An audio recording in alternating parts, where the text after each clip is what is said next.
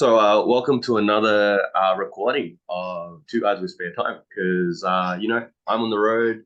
You look like you're in the clouds again. We've missed out for a while. Hey, definitely. I think I actually prefer the clouds in the background than the pop player, man. I don't know about you. There's, I'm sure if someone did the deep dive, they could figure out my personality and take quality based off the background. But yeah, we're on Zoom instead of Google Meet. Boring tech stuff for the people who like tech stuff. But I've said tech multiple times. What a segue! Um, I feel like this is something that I've been trying to get my head around a little bit, and I wanted your thoughts on it. I think we need a little revamp to the tech rules. Uh, you've seen players get ejected for accumulating multiple techs, and sometimes we look at individual technical fouls and we say, oh, they hung on the ring too long, or they looked at someone funny, and there was those kind of things. And I think what we need to do is we probably need to look at a system that mimics unsportsmanlike fouls, or in the NBA terms, flagrant fouls.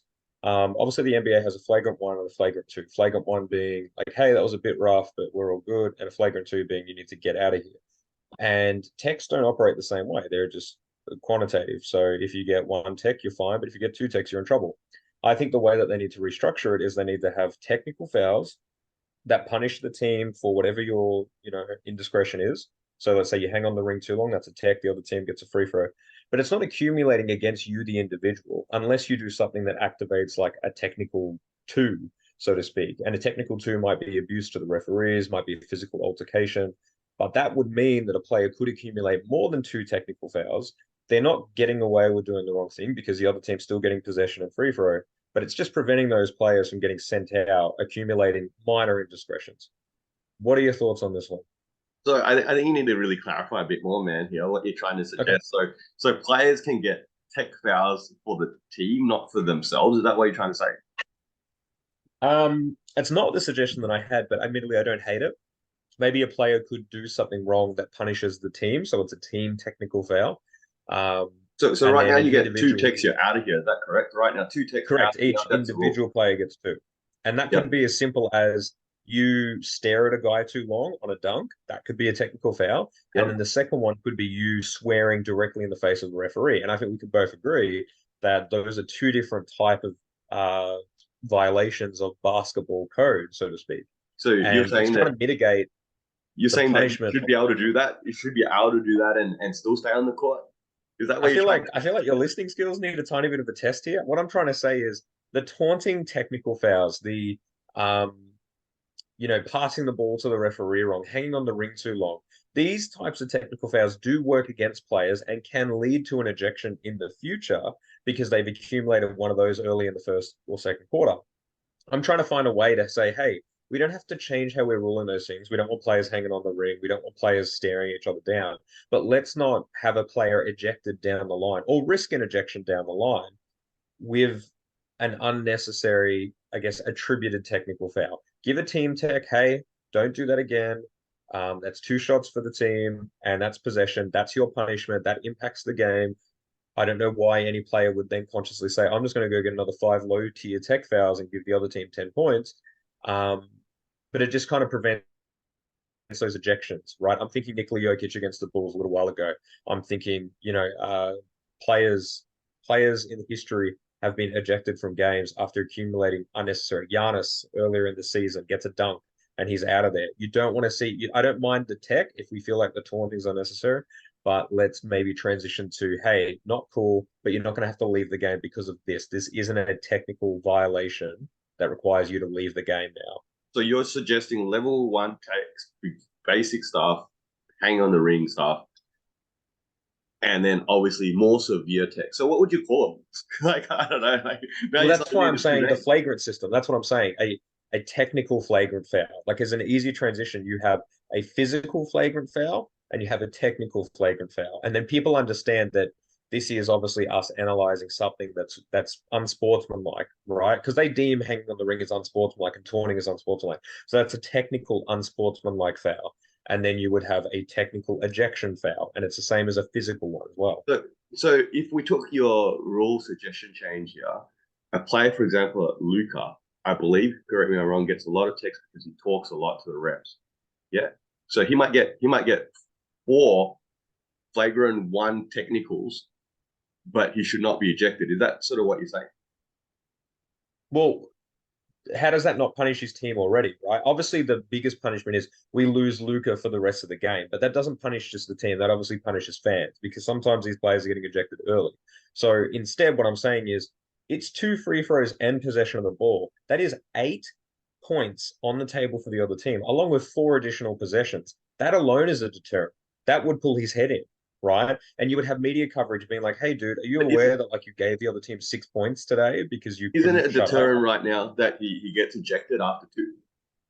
Yeah, but the issue with that is that it punishes players. I think I don't know about you. If you want Luca to be ejected from a game in the second quarter because he argued with the ref too much, and that's his night done, and then we have to watch, Kyrie who's not playing because he's injured every 10 games, and we're watching the second stringers in Dallas, and this is a national TV game. I don't think that's good for the league, right? And I think you can get your desired effect of punishing someone who does the wrong thing without having to completely remove them.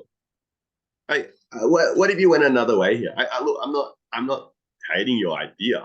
I'm also probably making a level of argument that what's the merit to it? But I guess if you're trying to say, all right, you want to keep players in the game but deter them. So what if you made each tech fine $1 million? Well, no, because I think they give out texts willy-nilly that I don't think that's going to go down very well. Some people hang on the ring unnecessarily, no tech call. Sometimes people hang on the ring for half a second too long because there's a player nearby and they get teched for it. Which is a You don't great want to point give them. actually, because one of the things I want to talk about this week, which is really fresh, I think, in my mind, which ties in exactly with this topic, is to do with the Draymond and Nurkic beef. I think right now that's currently going on with the Warriors and Suns. That I think you saw the game. I think yesterday where they both had I don't know a lot of moments where they were claiming the other player was too small, right? And they took it to a whole nother level where they're slapping the floor, getting really animated. And I think we talked about this a little while ago, actually. And you're sort of saying here that it's got to do with a ref's discretion, right? Because what the hell has happened to taunting rules? Like, because I guess in that sense, you're saying that in some situations you would claim that's taunting, that's a technical foul situation. But then you got these two players that are clearly remonstrating against the other player that's saying that you can't stop me in that sense. It's not a celebration. It's not a good night celebration that Steph does or like the any of the other ones that they do with the arrows or things like that. It's nothing like that. That's not a celebration. It's clearly a taunt. How are they getting away with that?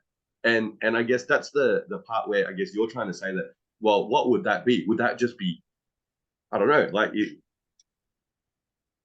Well, if they both like, hey, let's go for example, because this didn't get intervened with, but let's say that they both had a technical foul given to them for that behavior, or get ejected.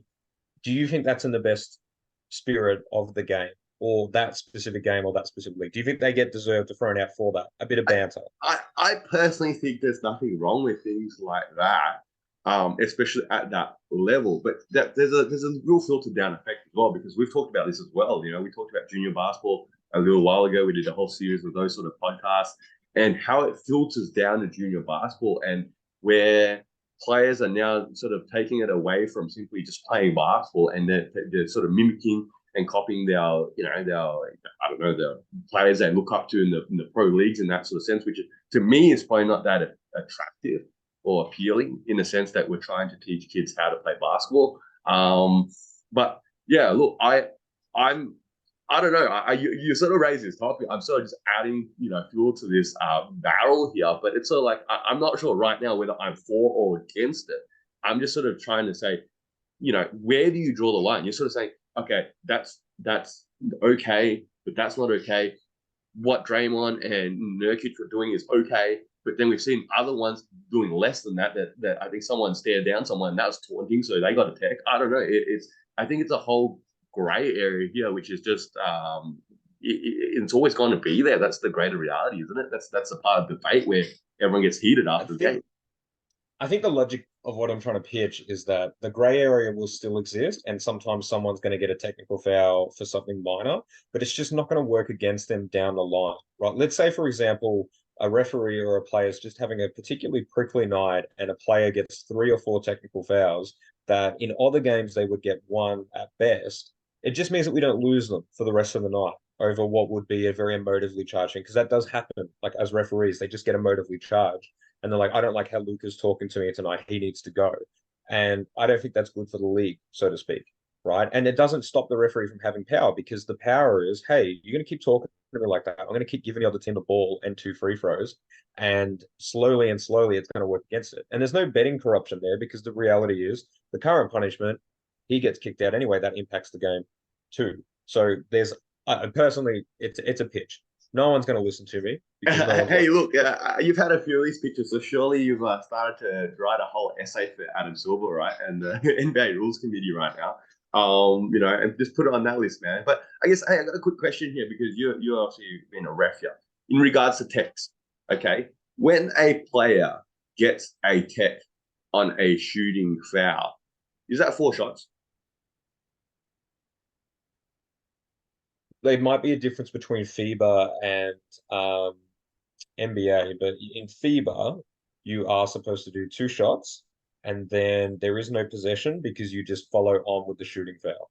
Or sometimes referees might call and they might do the shooting foul first and then do the technical foul. But pretty sure technical rules is 2 free throws for the technical, pick any shooter, and then you do a lineup and then continue the game from that point on. So yeah, it Okay, can be 4 free throws. so it should be 4 free throws. A little bit of clarification there. I had a game not that long ago, and then you raised the topic last week about techs, and I was like, "Hey, man, I'll just ask you that because there was a tech in one of our games recently, and player of the team got a tech, and they gave us one free throw and possession, and I was like, that's not right.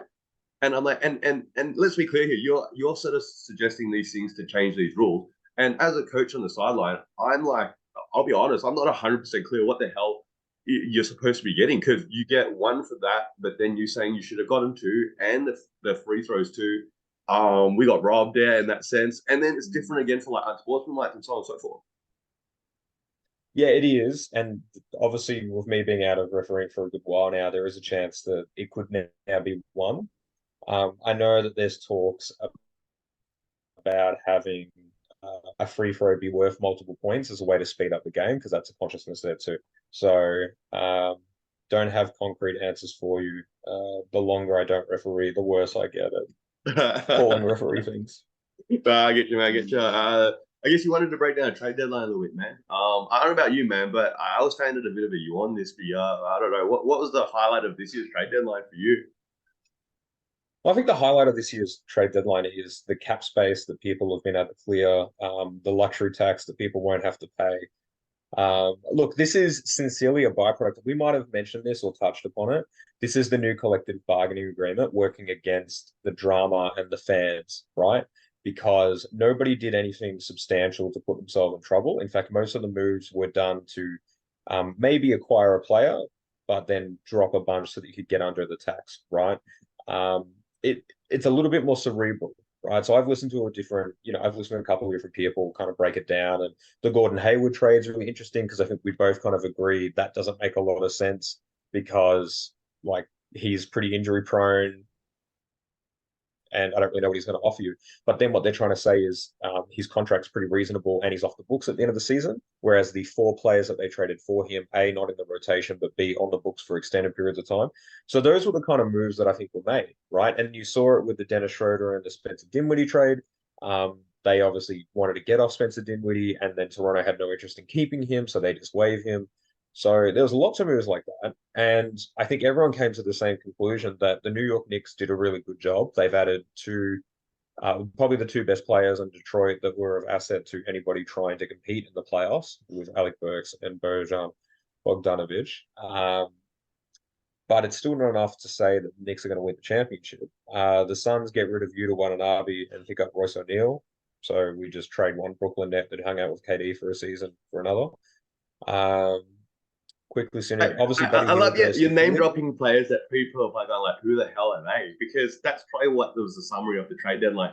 And you wanted to preface it like, oh, it was exciting for like the owners and they save money and stuff like that. I don't know, man. I just let's be clear. As far as I'm concerned, this was the one of the most boring trade deadlines I can recall to date. There were no key players moved at the trade deadline. Siakam was obviously moved prior to the trade deadline. He was probably the biggest name that was shifted, in this trade period. And I'm not saying that the moves made not going to help the Knicks. They are. Yeah, it's going to help the Knicks. I think Hayward to OKC is probably a savvy move there. Just put a bet on the bench for this team that's going to clearly, hopefully go fairly deep into the playoffs this year. Same with some of these little side moves like the Schroeder move and I don't know about Dinwiddie to, Lakers now at the end of the day, how much that really moves our needle. But hey, suddenly if he regains his touch from, I don't know, 3 years ago, sure. Lowry to Philly, after nothing happened there from him in there. And I guess that's the point. The Hornets had Lowry as an expiring contract. And in a previous year, he would have probably been attached to a all-star or up-and-coming player that they would have moved him and attached that contract with him. And that's what they're holding on for him, for. But then the trade deadline came and passed. They did nothing to do with him, and therefore they had to buy him out. And now he's ended up with Philly. I think that's the reality. This trade deadline was just boring, man. I don't know. You can you can frame it another way, man. No, look, I think you might have missed my sarcasm. So yeah, look, the trade deadline disappointing. It's difficult. The way that I would like artistically or creatively frame this is I don't think anybody just wrote their key story for winning an NBA championship. At best, they added a footnote, right? So if the Knicks somehow end up winning the NBA championship, then you say this trade deadline was a big reason as to why they did that. If Milwaukee won it, you would say, oh, Pat Bev turned them around or Doc Rivers turned them around. And this is from an artistic, creative sense. This is not no one's going to genuinely believe that someone moved teams recently in the last week and that has tipped the scales. Whoever wins the championship, whether they made a move or not, you would write an article to say Denver did the right thing by holding Pat, or Phoenix did the right thing by picking up Royce O'Neal. Like that's going to be how it spins, and no one's going to. What's one trade that you can think of in the last 10 years? Okay, that at the trade deadline occurred. Hey, but that was not a guarantee. Not in the last 10 years. That was not a guarantee, though. No, but that's the difference between a team that was potentially good and going to win to actually winning. There's been a couple of moves where they've really cemented it. There have been. In hindsight, looking at the Gasol trade, joining Kobe, wow, that was huge for the Lakers. And 2 rings later, that sort of paid off. Absolutely. But when they traded for Gasol, they improved their team. But that was a no-brainer. It wasn't a no-brainer that they were going to go and win the ring. And I don't think I can think of any trade deadline move in February. Okay, I'm not talking about at the in the start of the season. I'm talking at February that you go, oh yeah, that was a no-brainer. Like if you're talking about start of the season, you could say maybe when Garnett and Ray Allen went and joined Paul Pierce. Oh yeah, but then still there's always question marks. I think that's the point, right? Isn't that the reality of sports? Yeah, even if you took out every other sort of variable like injuries and so on and so forth, from a talent perspective, it's just even if you shifted an all-star like last year when you guys got, KD and obviously then Beal joined in the off-season, but last year you guys are, Phoenix are the hottest team now with KD. That didn't even get you to the finals. That's the reality.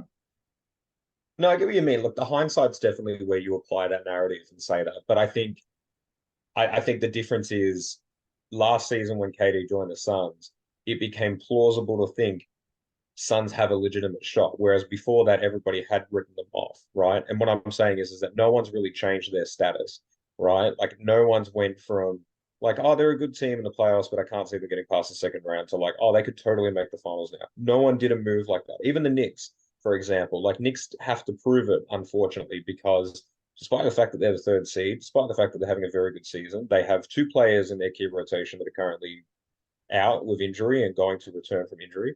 And they've made some good moves there, but they need to prove it. And we're all kind of assuming that Boston is the team to beat. Philly's fallen off a little bit. Milwaukee's pretty talented, so they should be able to beat the Knicks. And the Knicks trade didn't change their narrative. We didn't, it wasn't like when OG added to the Knicks. Like if OG got added at the trade deadline, then people might be overreacting and saying, "Oh, the Knicks just turned their thing around." And that's probably a point that you made that I didn't touch on. Is that we had James Harden, OG Anunoby, and Pascal Siakam move substantially earlier than this. So we did have big names move in the trade deadline, but it just happened a lot earlier I think, what the league has been used to. And we're probably going to start to see it moving forward. Um, free agency will not be free agency. It will be sign and trades, right? If you've got cap space, someone's going to be traded to you because they were going to sign with you anyway, but they get more money signing with their own team. So the league CBA has definitely impacted what we have known and come to love about trade deadline. Hey, look, talking about trade deadline, man. I said we'll keep it short and sweet this week. With fantasy, man, what is going on with your trade offers, dude? Let's break this on air, man. Let's just so the 4 people that watch us each week. Let's be clear, man. You wanted the player that you had back, and you offered me the player that I dropped, and AG, what's going on, Nick? I think it's really interesting because everyone keeps looking at me as if I'm wrong. And I'm quite devout in this that I'm not. You could have just kept Kyrie Chet. Irving, If you want to Chet, why didn't you just keep him? because picking up Luca was worth it. Look, I I am good on the guard position. I am very good on the guard position. Kyrie Irving doesn't add anything to my guard rotation that Just I drop need. him. So if I drop him, his value, someone else picks him up. So I've got no interest in dropping him. I'm not trying to make my competition better. So what I'm doing is I'm actively shopping him and Aaron Gordon slash I'll just drop Aaron Gordon just to make the room on my roster. But I need a forward. I'm recognizing what I need. I need So, some so rebounds what? and I need I, some better I shooters. presume you still have Kyrie and AG on your roster, man. So who else are you shopping him for? Yeah, pray to share. No, look, I've offered pretty much everyone in the league a trade. I do think, Kyrie in and my and opinion, and AG for Jokic. no. I'm talking like okay. So you tell me if I'm out of line with some of these trades. So I asked for Pascal Siakam for Kyrie Irving. Do you think that that's an unreasonable trade? Yeah, Siakam is clearly a better statistical player. No, he's not a better. What You're what are you delusional as talking well. about? Pascal Siakam gives you more rebounds than Kyrie. He is much more Correct? durable, and his percentages are probably much more consistent than Kyrie's. Kyrie's has been okay this season. I think at the end of the day, I'm presuming that owner did not pull off that trade either, accept that trade either, because I think you need to sweeten it your end, not suggesting that this is an apples for apples trade, man. Well, I think, look, from what Kyrie gives you, especially in the last 7 days, because I think that's always important to look at, 25 points, 4.5 rebounds, 6.8 assists, 1.3 steals, 0.3 blocks, and only 1.8 turnovers. On pretty decent shooting, right? So I know that there is a bit of a narrative that he can be a chucker and he'll have a bad game here and there, but that's what he's giving you at that, right? I personally think if I'm asking for a 25, sorry, if I'm asking for someone back, and I'm giving you a 25-point scorer who has, yes, missed some time, but actually played like more games this season than most. I don't think that's unreasonable, right? And with Pascal Siakam, because that's the one that I felt like was actually quite a fair offer, as in I'm giving up a good guard for a decent forward. Pascal Siakam's comparative stats: 21 points, so that's a loss. 6 rebounds, that's a minor increase. 3 assists, that's a loss. 1 steal, that's a minor increase. The same amount of blocks and the same amount of turnovers. So I was borderline going for a like for like, right? Next, Because who I'm else are trying we to fill a asking for, Nick? positional need. Sorry. Who else are we asking for? Well, I asked for Chet. I felt like, you know what? And who, Chet who, averages significantly less points. who else were you asking for in the league, around the league? I'm just sort of curious that everyone has turned you down by the sounds of it. Is that what's going on? Oh, sorry. Some other players, another player that I tried to acquire. Um, I was going to pull the trigger and then he got injured, but I was actually going to go Isaiah Hartenstein for Kyrie, right? Because I'm Yeah. trying to fill a need. And did Um, that owner accept that, or did you then cancel the trade? Is that what you're saying? no, I didn't end up putting that one through because he got injured the same day I was contemplating it. Isn't Hartenstein a I, center? Hartenstein is a center. Yeah, I'm trying to fill the front court. That's what I'm trying to do. I looked at Jeremy Grant, which I could not acquire. I looked at Tobias Harris, which I could not acquire. I feel like all of those I'm trades, clearly not player for really. player. Let's be clear. I'm not here to help you build your team and strengthen your already first position all season long. But surely there's some options on the free agent pile as well. Perhaps there is, but I just think, look, you know what? If I drop Kyrie, someone picks him up straight away. So No, no, I'm no. going to But hold him wouldn't there. like that's just a crazy idea, Nick. Okay, wouldn't you just drop AG? because no one Yeah, wants no, I totally AG could. anyway. I totally could. I totally could. I don't need. So here's the thing. At this point, AG does what I want him to do. I'm looking for an upgrade over AG. I don't think there's someone on the free agency pile that mimics what he does on a regular basis. And I still have multiple weeks, which means that let's say hypothetically one of my guards goes down for the season. Let's say Tyrese Halliburton can't maintain it, he's gone, then I have insurance, right? And that's how I'm viewing it at this point. If someone would like to trade with me and give me a reasonable offer I on the love it. forward slot, fantastic. But if not, I will hold on to it as insurance and activate him at the end, and I'll reap those benefits. Who knows at this point? At this point, I we're currently heading for a bit of a collision. So, I'm trying to address those rebounds because that is a category that no one touches you with.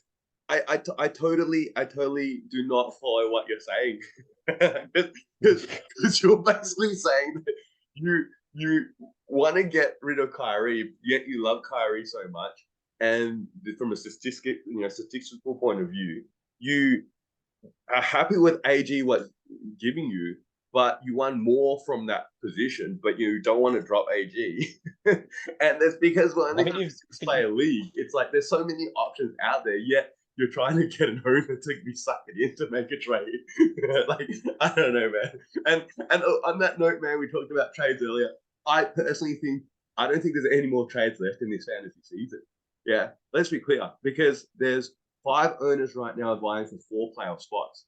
Yeah, and one guy's starting to fall off the race a little bit, and he's probably the only player that I'll look to trade with. And ironically, I think he's the guy with Siakam because I gave him Siakam. yeah, All right, and I think that's the reality because, like you mentioned it before, right now there's also the mindfulness of going. Well, it's one thing I want to improve my roster, but I do not want to risk improving rivals, especially when I got 3 other guys within like 2 games of me.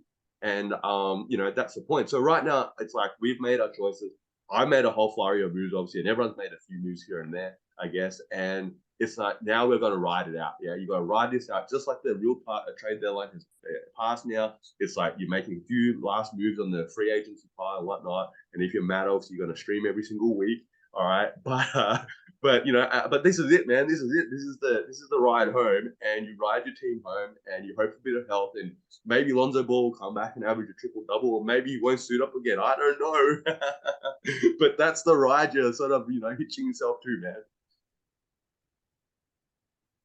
I'm.